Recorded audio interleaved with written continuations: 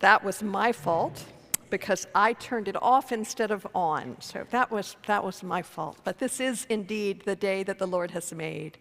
Let us rejoice and be glad in it. It is so good to be back in this space with all of you. And I am so grateful to all the folks who made worship happen while I was away. But it is just a real delight to be back with you this day. I want to share just a couple of announcements. At this point, we don't have access to the office and the fellowship hall. Until I went over there this morning, I was ready to tell you that everything smelled great and it was good. It smells a little mustier to me this morning over there than it has, so I'm not sure what that's about. But we are waiting for clearance from the environmental folks at the college to have access back over there.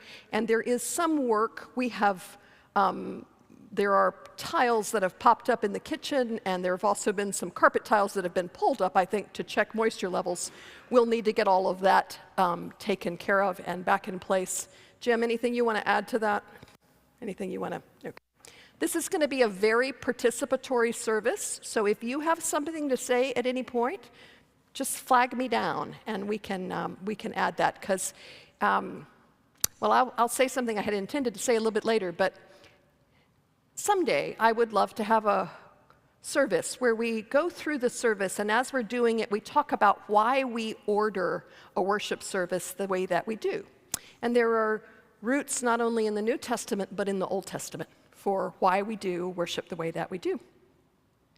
But one of the texts that I think we often neglect is a text from 1 Corinthians 14. So you've had that wonderful text about the body, you've had that wonderful chapter about love, and then you get to the 14th chapter of Corinthians, and one of the things that you read there is a little description of worship, and it sounds like this.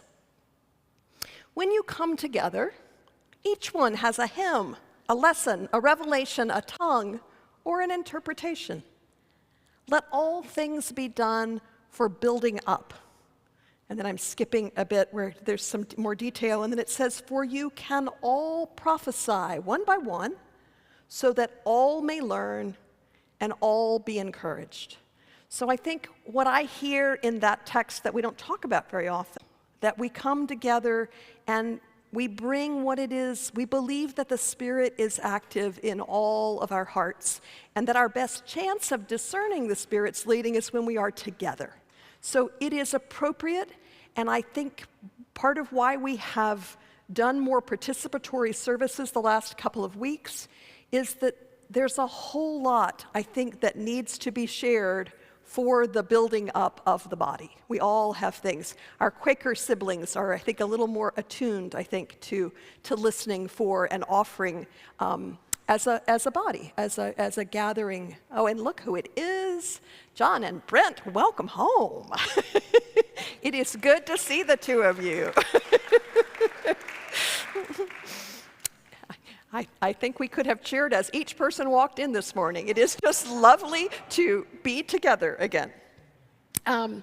So I mentioned how kind of where things are with the office and the fellowship space. We will keep you posted as soon as we have clearance to be back in there. Choir is going to resume this week on Wednesday night. So that, I think Ted has already been in touch with all the choir members, but if there's anybody who has curiosity about checking out the choir, they would always be glad to welcome more folks.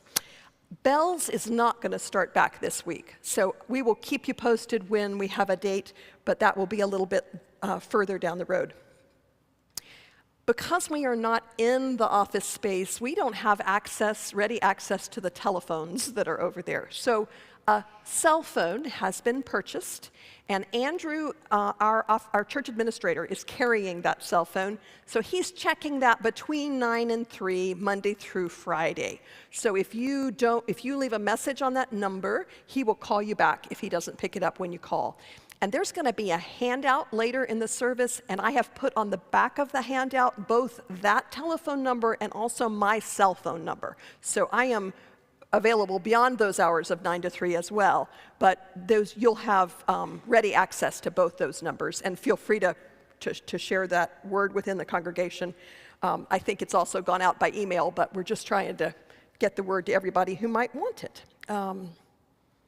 If anybody who is used to sitting in the parlor finds, or any of you find these pews hard to sit on, we put some cushions back where Sally is on the back pew.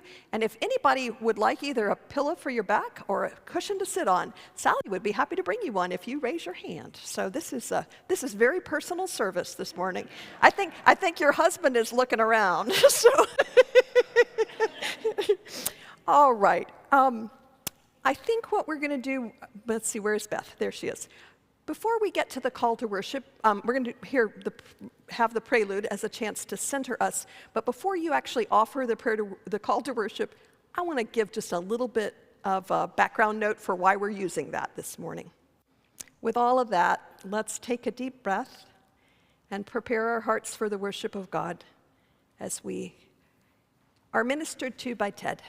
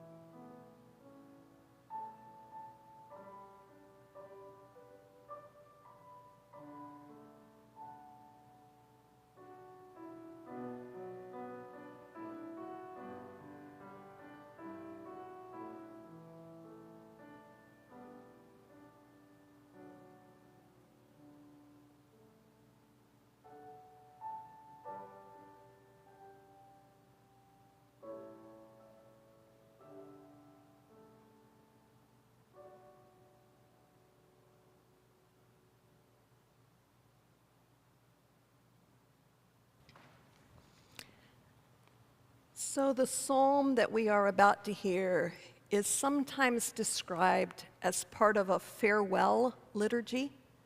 One scholar, his name is Limburg, argues that the first couple of lines of this psalm are spoken by the person who is departing, and the remaining part of the psalm is spoken by those who are remaining behind.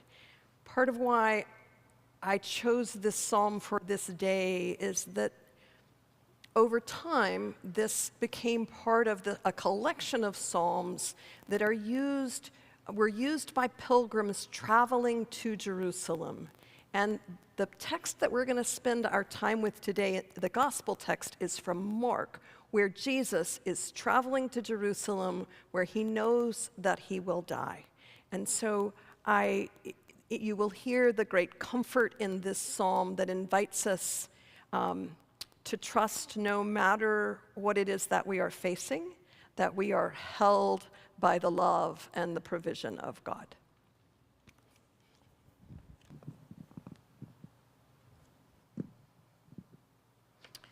Psalm 121.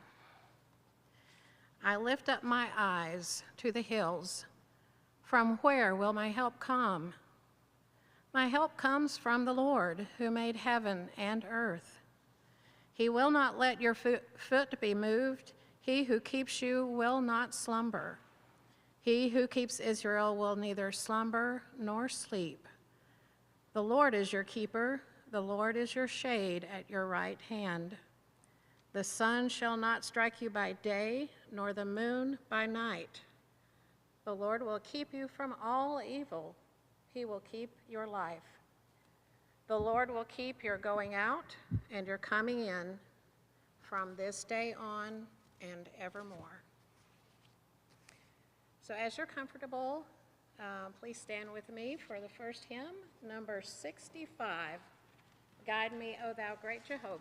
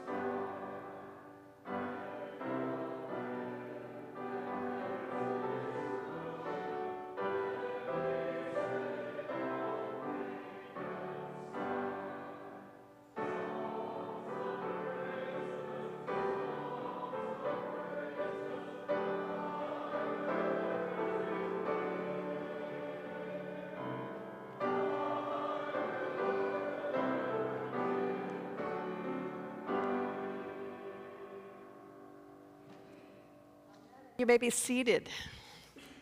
So I'm counting on your spirit of adventure this morning. We are going to, without any practice, without any script for you, we are going to act out the scripture text this morning. It can help to imagine ourselves into a story, to use that story as a mirror for our own experiences, if we can actually kind of see what it is that unfolds. So I need some brave souls. I'm going to feed you your lines, so nobody has to remember any lines, and they won't be long. But I need some volunteers. I need somebody to come and play the part of Jesus. I need somebody to play the part of blind Bartimaeus, and I need some disciples. So, Mac Ware, I tell you what, come forward, and because you are somebody who I know can sit on the ground and get back up, I'm gonna let you play the part of blind Bartimaeus. And blind Bartimaeus gets a cloak. So that's your prop, and that's your seat up there. So you can put it on if you like, sure. Okay, and then we need somebody to play the part of Jesus. So I know I shouldn't have told you what part you would be playing ahead of time, should I? All right, Deanna, you laughed out loud, which makes me think that you just want to volunteer and come do this. Did you? Okay, Jesus is really aware that he is heading to Jerusalem, where he's going to die. And so nobody else may have that awareness in the story, but that's your prop. You get to bear the cross. This was your father-in-law's moderator cross from when he became the moderator of the First Union Presbytery after the church reunited after it had split in the Civil War, since the Civil War. So that's a special cross. All right, I need some disciples. Come be disciples. Come be disciples. Yes, let's have at least 3. All right, I see Beth getting up, or there's Sally, somebody. All right, so Bartimaeus, we're going to send you back to that cushion back there to sit.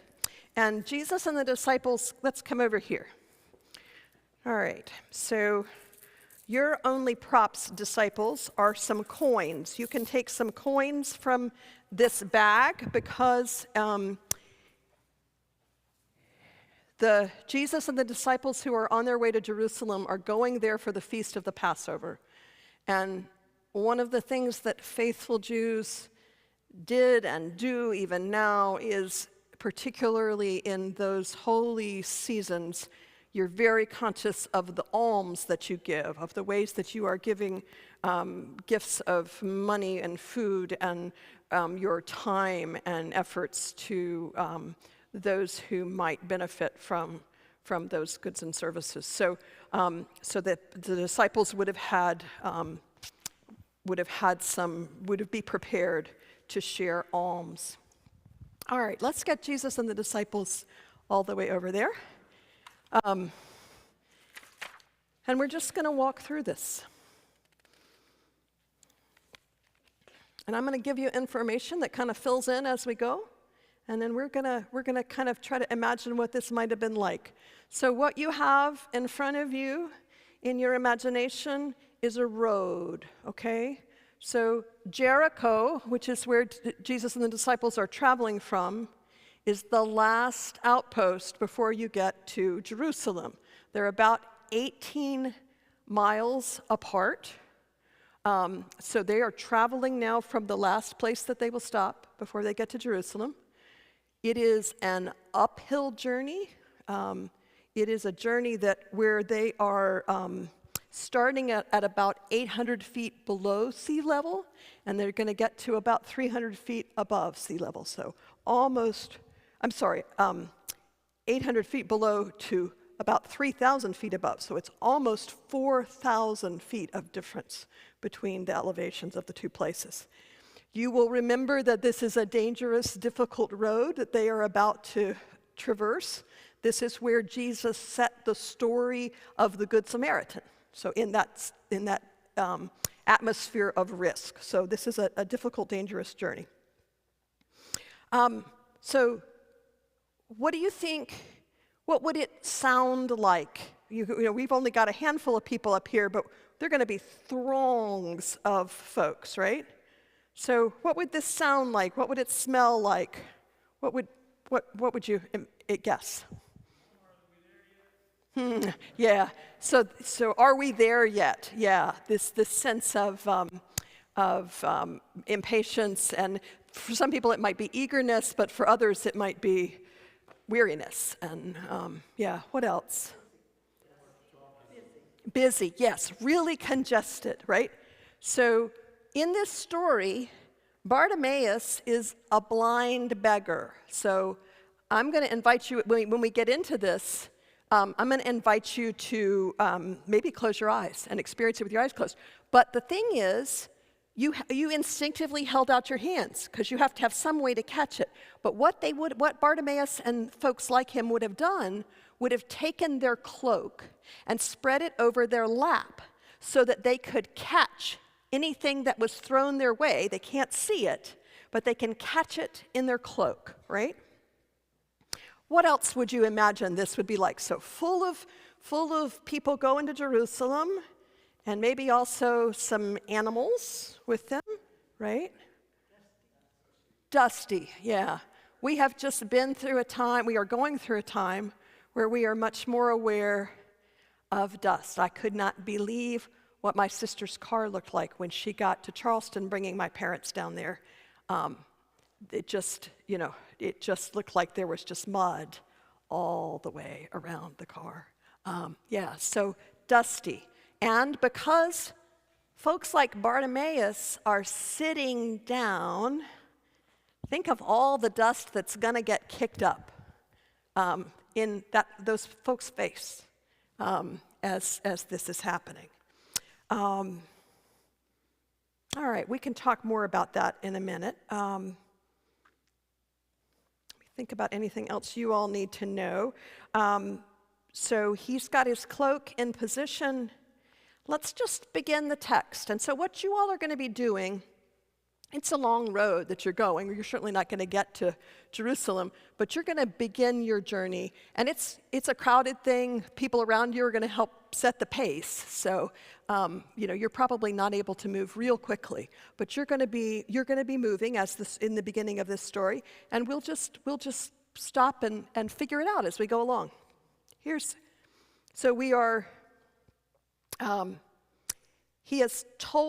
has told his followers that he's going to be killed in Jerusalem, but they don't seem to understand what it is that's going to happen, okay? All right. And the text begins, they came to Jericho, this city over here, right? And then immediately it jumps to, with nothing in between, as Jesus and his disciples and a large crowd were leaving Jericho. So we hear nothing about what happened in Jericho. What's important to mark is this edge place, right, on the outskirts. So they've come to Jericho, they're now leaving Jericho. So Jesus, his disciples, and a large crowd are leaving. So y'all can start out.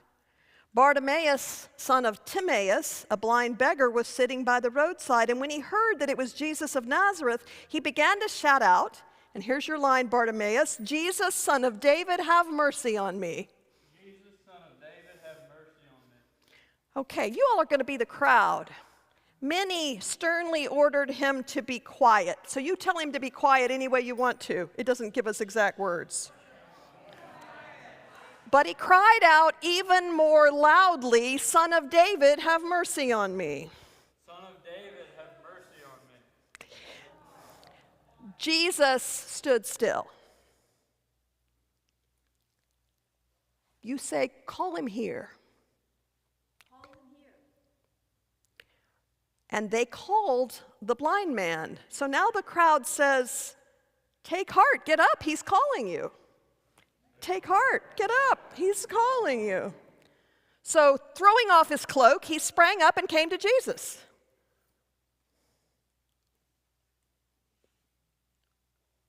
And Jesus said to him, what do you want me to do for you?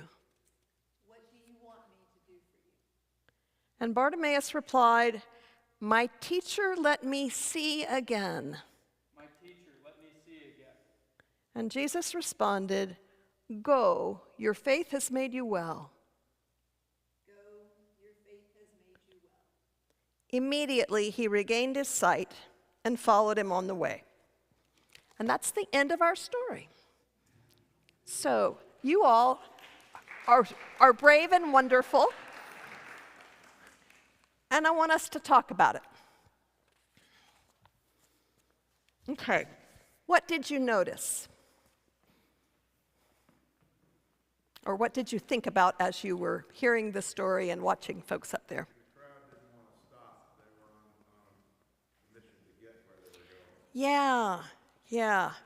Yeah, as I envision this story, I'm figuring this has to be morning. It doesn't say that, but if I'm setting out on a long, dangerous journey, I want to get going, and I want to move on with it. So it'd be tough for the crowd at the very beginning of the journey.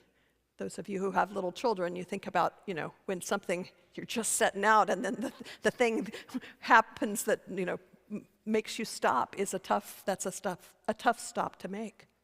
Yeah, what else did you notice?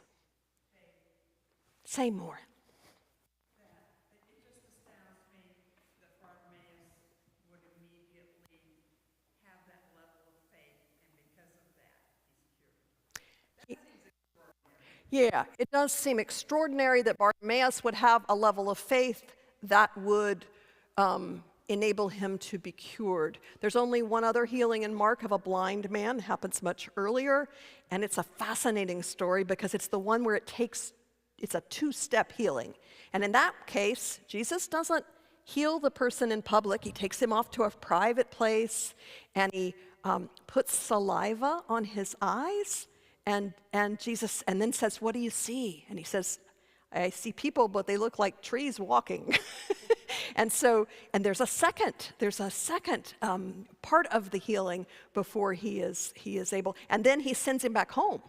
But in this case, how do you read what happened? And I shouldn't have brought you all to a stop so quickly.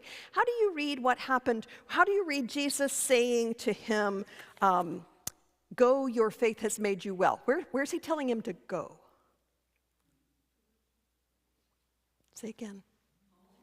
It might be home. That would make a logical kind of thing when you hear it. But what he actually does is immediately he regains his sight and then follows him, Jesus, on the way. And that language of "on the way" is really important code language all through Scripture.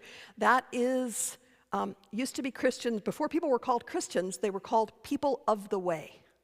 So people who are supposed to be making a journey, and our journey isn't supposed to ever stop. So that way language is very important. What else do you notice?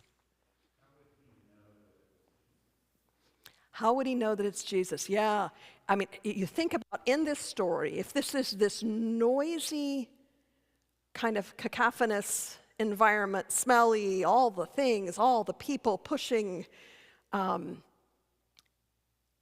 and somehow, through something, whether it's something he hears, whether it's something he senses, he realizes that Jesus is close by. And what has he heard about Jesus? We don't know that either. There's a lot that's unanswered in Scripture. I think it's good to raise the questions, but we don't always have the answers. Say more about that, Jamie. That's a title that reflects the tradition that expects someone in the line of David to rule. Yeah. So expecting that title indicates an expectation that there is someone coming to rule, someone in the line of David coming to rule. And oftentimes that is indicating, it's hard to know how to read it. Sometimes that indicates a misunderstanding of who Jesus is, but it's a partial understanding. I mean, it's a hope, it's an expectation that Bartimaeus has for sure. Yeah. What else do you notice? It was painful to hear the crowd tell him to be quiet. Yeah. Yep. And fascinating, I mean, I don't know how much you sense this, but fascinating, and it's not always clear, is it disciples or crowd speaking?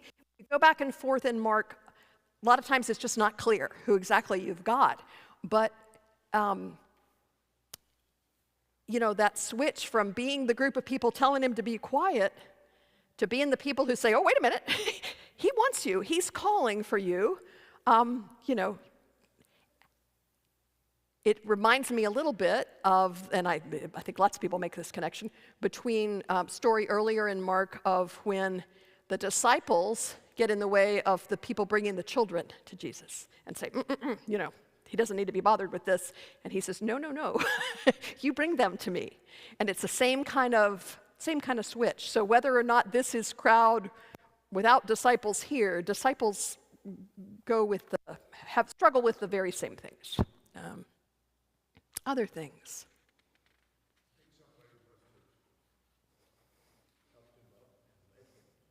Yeah, one would hope.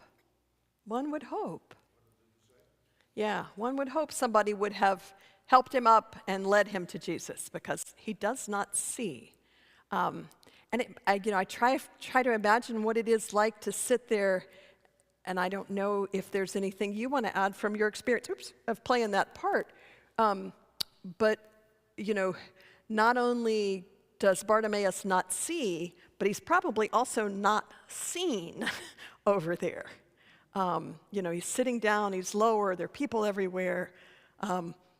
What a marginalized position to be in. I want us to think about this text as a mirror for our own time. But there are two things I want to do to kind of seed that conversation. I want to read you a little excerpt from a book, and then I want to tell you with permission a story from our community, a little bit from our community, much of which will be familiar to you. Okay, this is a little excerpt from a book by a journalist whose name is Catherine Schultz. In 1992, so this is true, in 1992, a 46-year-old woman whom I'll call Hannah underwent a neurological examination at a hospital in Vienna, Austria. The neurologist, George Goldenberg, began by asking Hannah to describe his own face. It was an odd question, but Hannah complied. The doctor had short hair, was clean-shaven, she said. He wasn't wearing glasses, and he looked like he had a bit of a... Goldenberg next asked Hannah about an object that was in front of her. It was a notebook, she answered, like the kind that school children use. It had a brown cover and some writing in a Latin script that she couldn't make out. And where exactly was the book located, the doctor asked her. He was holding it up in his left hand, Hannah replied, at just about eye level. The trouble was this. Goldenberg's face was concealed behind a screen. The object in front of his patient was a comb. And before asking about the location, he had hidden it beneath the table in front of him. Hannah was blind. 1 month earlier, she had suffered a stroke that destroyed virtually her entire visual cortex and left her all but unable to move. All of that was bad enough, but Hannah was also left with a rarer and stranger problem. She did not know that she was blind. Not to know that one is blind. So that neurological condition is so rare that the likelihood is none of us will ever encounter an instance of it. But I want to suggest this morning that the metaphorical condition of being blind to our own blindness is a universal problem. And it's one of the central concerns of Jesus' ministry. If you start going back through scriptures and paying attention to references to seeing and hearing also, to light and darkness, you will just be amazed at how much of scripture is concerned with this question. Okay, so that's one piece to seed our thinking. And I think by now many of you have heard of Cindy and Dennis Riley's experience through the storm. Yesterday, both Chris Ann and Cindy forwarded to me a short clip from a CNN video and an article that featured the Rileys and the work of SVCM. So, with Cindy's permission, I'm going to read to you a couple of little pieces from that much larger article, and I commend it to you, but this is what I want you to hear this morning. From the depths of her own devastation, Riley said she has come to understand, perhaps for the first time, the plight of those with no permanent address, no plan for their next meal, no promise of morning tea. So let me stop here for a minute, just be sure that you all have the information that you need. In case anybody hasn't heard this story, so Cindy and Dennis had a vehicle wash down and into their garage, which pierced the garage such that the water then flowed through their house. And all of their belongings washed outside and just, they had huge devastation. Pretty comparable to what Andrew has known, but different scenarios things caused it. And I shared with many of you the first Sunday that we gathered after the storm that Cindy had the experience of going to SVCM and being handed one of the bags that this community prepared on September 8th for people who didn't have housing and needed to use the bathing facilities at SVCM. So we put together bags that had towels and washcloths and soap and toothpaste and hairbrushes, various things that you might need. And Cindy was here and helped with that. She said, never did I imagine that I might be fixing a bag for myself. So let me come back now to what she had to say. Whether we have a home or whether we don't have a home, none of that was the issue anymore, she said. We were all on the same level playing ground and saw each other more as equals and worthy of care and dignity in a way that I've never seen. For all the safety and comfort she's found in the Swannanoa Valley Christian Ministry and Hope for Tomorrow, Riley said the experience has opened her eyes. Before Helene, Riley would bristle when some clients came off as demanding, perceiving them as a little ungrateful, she said. Now she finds herself doing the same thing, and her expectations of how people should behave in the midst of a crisis have shifted.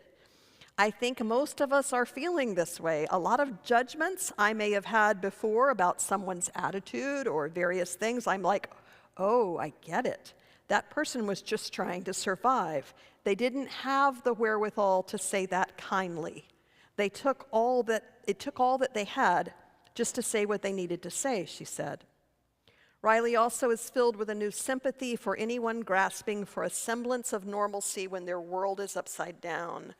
I've noticed that whatever we think is comforting for that person may not be, she said. There's no way to know without asking that question. So asking the question of the person in front of you, do you know what grounds you and helps you feel safe? We want to make sure that you have that. And the article concludes with this thought. This is an opportunity for us as a community to address some of these wider systemic social issues and take a hard look in the mirror and say, why are we generous right now when we weren't maybe as generous before? So here are my questions for you. Cindy said that experience had opened her eyes. Are there ways that your eyes have been opened in the last month? What would you say? Cindy. Hurricane was certainly a great equalizer because we were all in the same boat. It didn't matter what resources you had in the beginning. Nobody had electricity, nobody had water, nobody had internet. And the thing that really touched my heart was that neighbors reached out to neighbors regardless of political beliefs,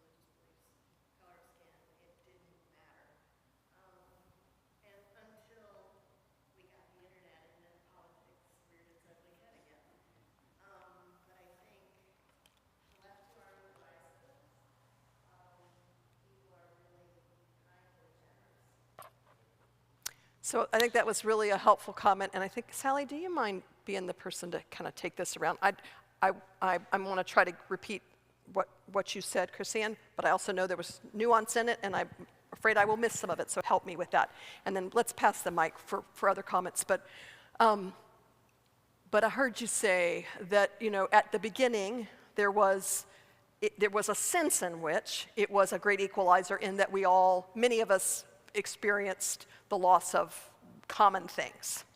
And that there was a reaching out and a helping that happened between neighbors without regard for politics or religious differences or those kinds of things until the internet came back on, in which case some of that stuff reemerged. Did I miss anything significant? Okay, thank you. You're being gracious. I just want to mention how much people are helping other people. Yeah. And they're coming from all over the U.S. to help. And I was blessed to be able to spend 2 weeks in Montreat at my sister and brother's house. And Mary Catherine moved with me too. So I was there to experience how much that church was doing too. Yes. And there'd be times Mary Catherine would just come exhausted. Yeah. I mean, she was there all day long and trying to work things out and help as many people as they can. But she was just also amazed at how much people had given to the church to help others. Yeah. So that was very special. That was an experience I never had. Of course, I love Montreat. That's my heaven to me. Yeah. I love Montreat. So I spent a lot of time just walking. Yeah. And seeing what people were doing to make it better too. Thank you for sharing that. And there has been, just at so many levels, this outpouring of generosity that is, if that doesn't give us pause to stop and appreciate what we are capable of. I'm going to get you the mic. I'm in a position of having lost some things, and some very meaningful things. Lives in the same neighborhood that Cindy and Dennis do. Yeah. On the same level. Yeah. But when I drive through Swannanoa and I see the devastation, I realize how lucky I am, how blessed I am that I didn't lose everything. Yeah. And that's really important, that both of those things are true at the same time, that there's great loss and there's also great gratitude for where we are. And so I think I really love that you can give voice to both sides of that. That feels so healthy to me. Yeah. Others. Yeah, I'm sorry. I'm amazed at all the churches around who are bringing many supplies of needed essentials out on their front steps. And the church down the road here, between here and Highway 70, we stopped there. We needed some things for the Azizi's family and some things for our grandchildren. We were going to see them and so forth. And there was somebody who was there as a volunteer who had lost her house and still volunteering to help others. That's amazing.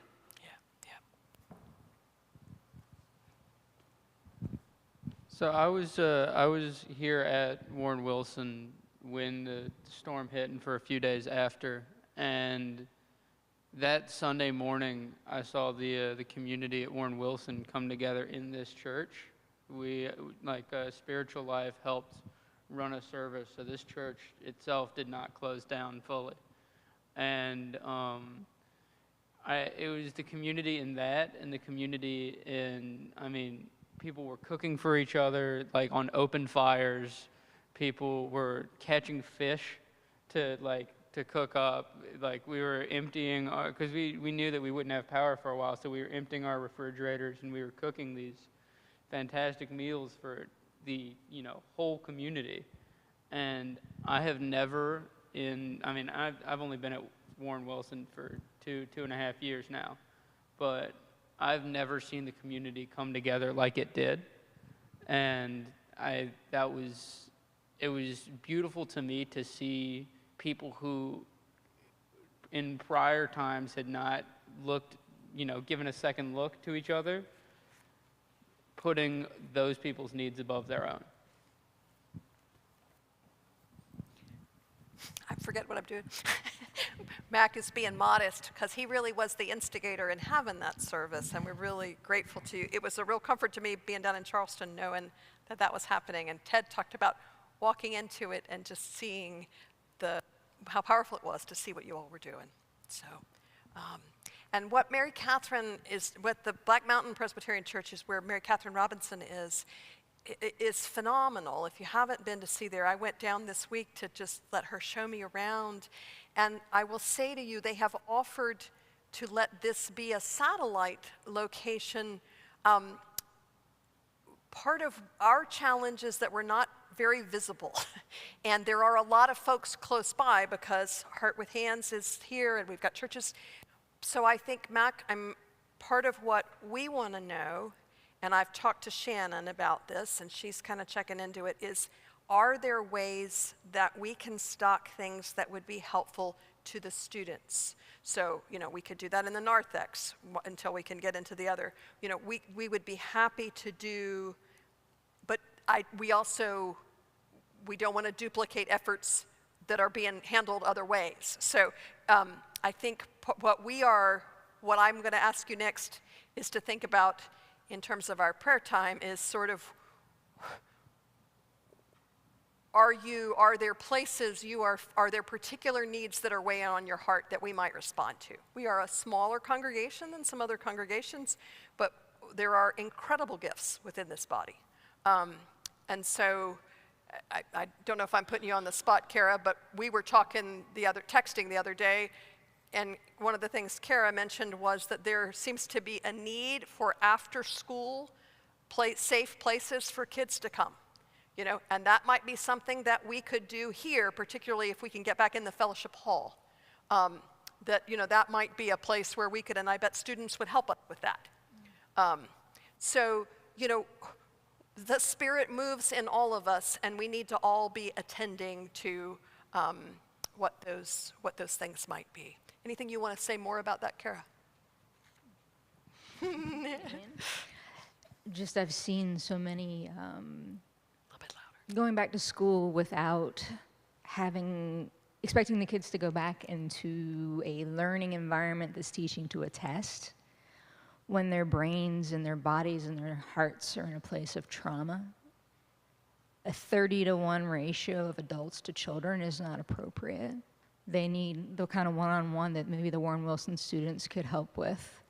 And I think that having that after school, because schools can be very dysregulating, especially for the littler guys, and then having them come here to where they can connect within almost like a big brother, big sister program. And maybe, I don't know, I'm going to put Beth on the spot now. Maybe Beth and I could work a little bit with the kids that are particularly traumatized. Have some hours put aside where we do, play therapy where they don't realize they're actually doing therapy. But some normalization.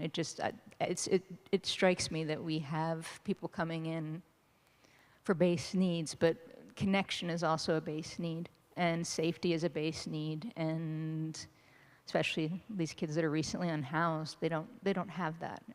And they're going back to school different around sometimes kids that haven't had the same experience. Yeah, one of the things I had heard was that you've got kids who've been off on vacation for several weeks coming back to school alongside kids who have been without all the things that make their life normal and stable for the last several, that's just a very different kind of couple of experiences to kind of bring together. Yeah, Chrisanne. I know this community wants to support Andrew and Cindy and Dennis.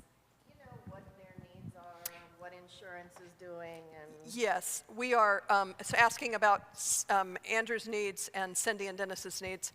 I am less aware. Cindy texted yesterday and is putting together some information for us.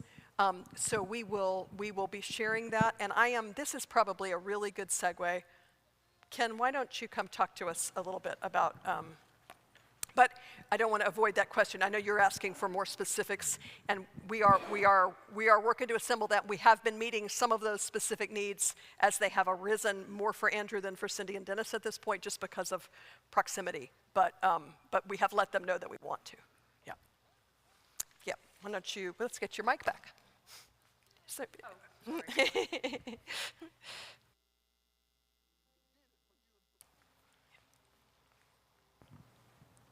I think Margaret didn't want you reading this while the service was going on, but since I'm just telling you what you'll be reading, it's fine.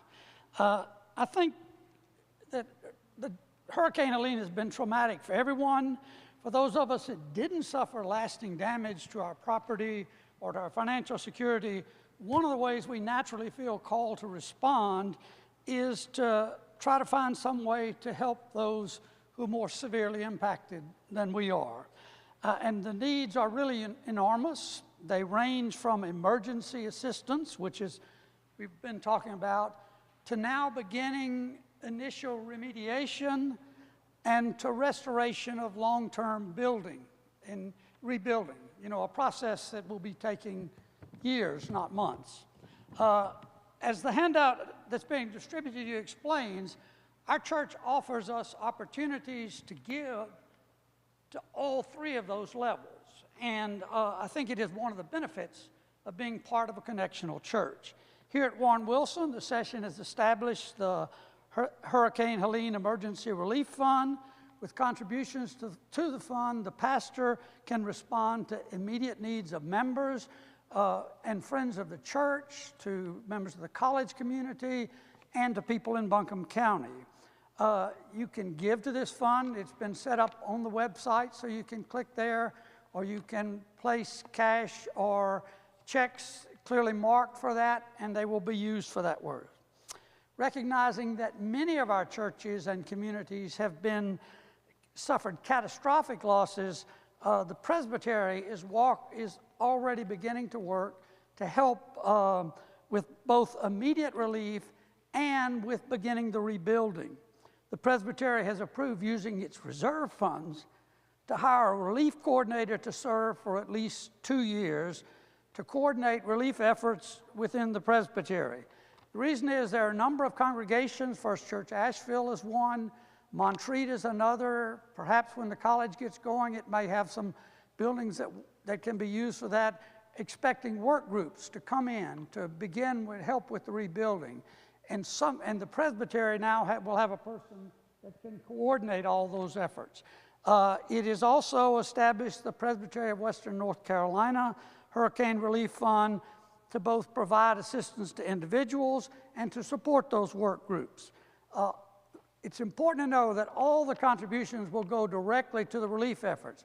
The Presbytery is funding out of other funds the coordinator's position and all the administrative costs with it. You can go to the Presbytery website. They have a button on there. Alternatively, you can give it to put it in the offering plate here and mark it for the Presbytery Fund. As always, our treasury distributes 100% of whatever you give. We don't take anything out for administrative costs. And finally, the Presbyterian Disaster Assistance. That's the disaster response and refugee program of our denomination. It's the organization we support every year in the One Great Hour of Sharing, and it has been supporting relief efforts throughout the world for many years. The PDA has already begun to work in our area. It sent an initial assessment team in the days immediately following it, and the senior leadership from PDA is meeting at Montreat on October 30th with pastors and other leaders from the Presbytery. Now, although PDA will help with the immediate relief, its primary focus is long-term rebuilding. It'll stay here until the rebuilding is complete. Again, you can give directly to the PDA website, or you can give to Warren Wilson and mark it for PDA, and we will forward the money on. If you want the money to go specifically to Western North Carolina relief. There, I could read it to you, but it's written on the page, the project number. You should indicate that, and then it will be dedicated to that purpose. We know from your past generosity that you will give as you're able. One of the benefits of being part of Connectional Church is that we have things that we can trust to give to, and that the money will actually be used for the purposes for which you intended. So I'm willing to either ask questions now or later if you have them individually.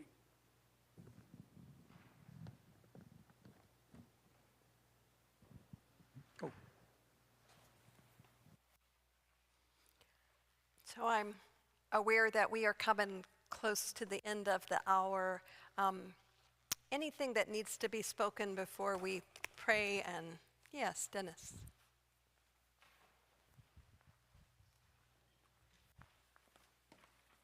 It's on. Hearing Ken's thoughts. It is, yeah. Brought something to mind. There are many among us who are retired educators, each with a discipline that they admire and enjoy. In the county and in the city, there must be teachers who are back in school now teaching, who desperately need to be back at home, tending to crises in their home and on their property. It might be worthwhile for us to give some thought to calling the principal of a nearby school or the superintendent and saying, look, do you know of somebody in my discipline who desperately needs to be at home working on a crisis? If so, I'd be delighted to come in and cover their classes for a week or two, just to let them get back on their feet a little better. You don't need to pay me a dime. I do it because I love teaching. So I think these are the kinds of things as we, as we think, to be creative about what are the needs that we notice and what are the resources that we have to bring. And where might God be trying to put those together? So, yeah.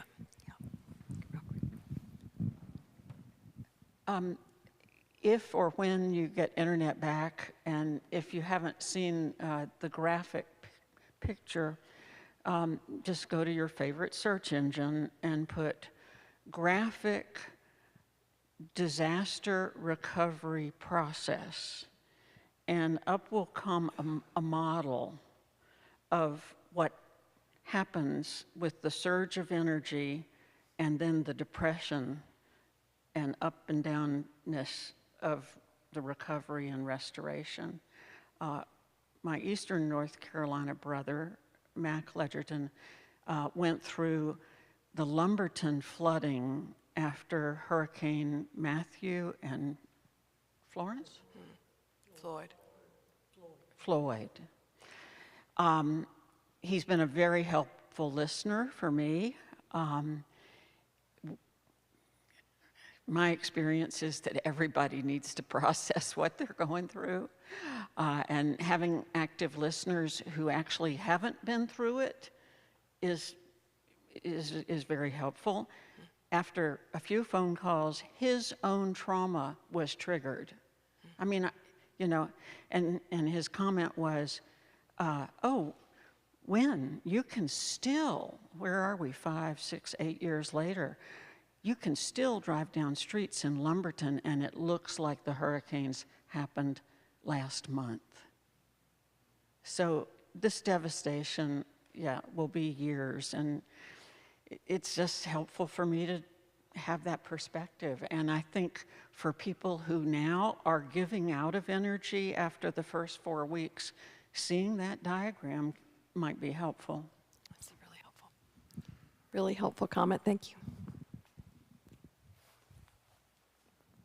On a slightly different note, The Azizi family, the refugees from Afghanistan who our circle of welcome is trying to welcome.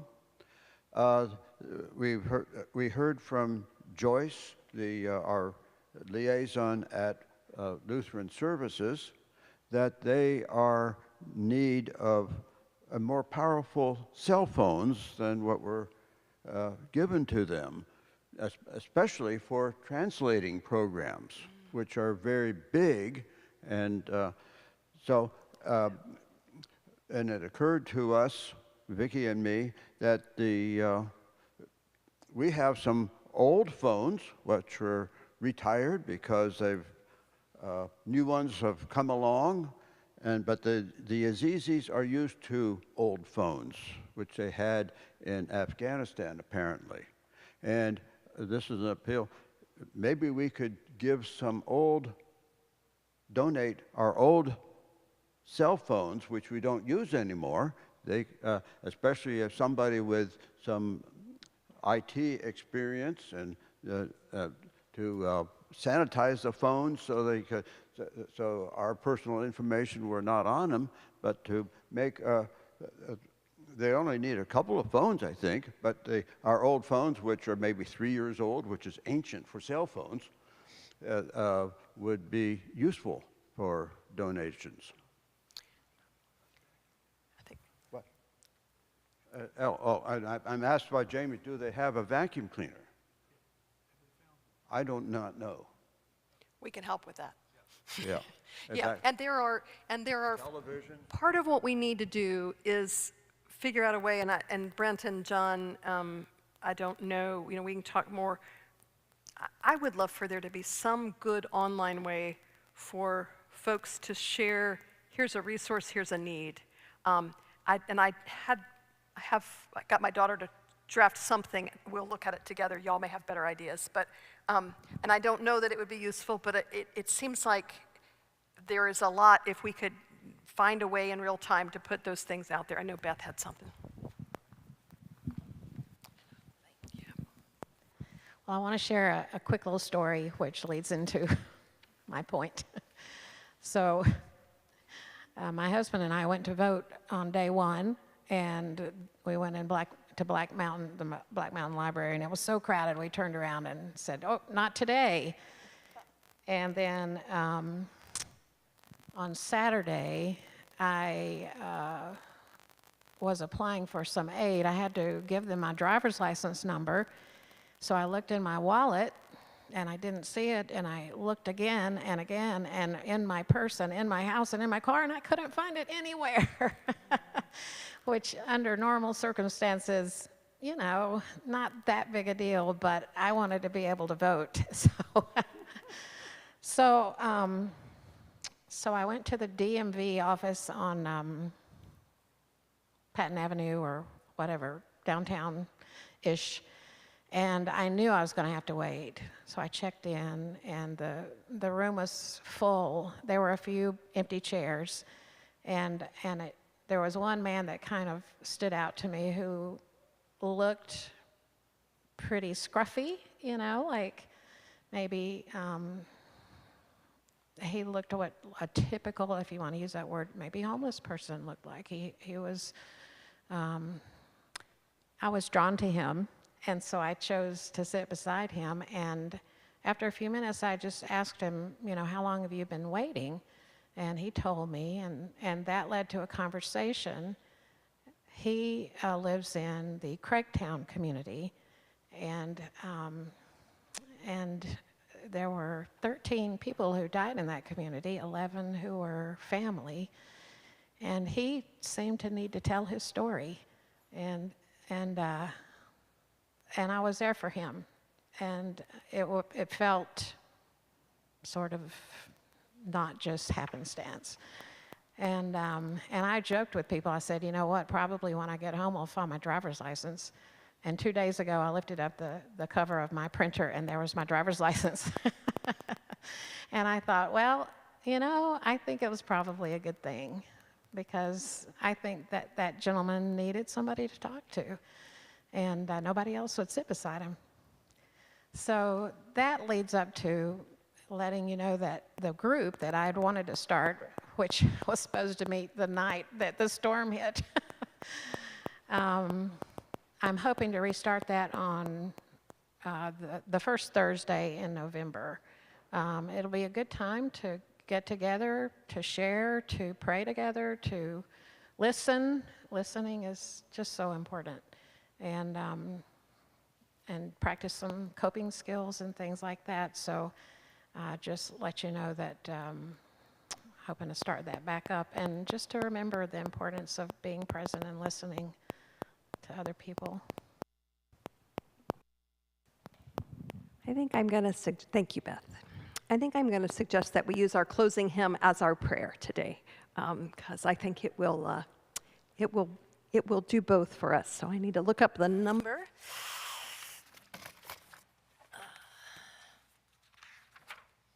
Number 821.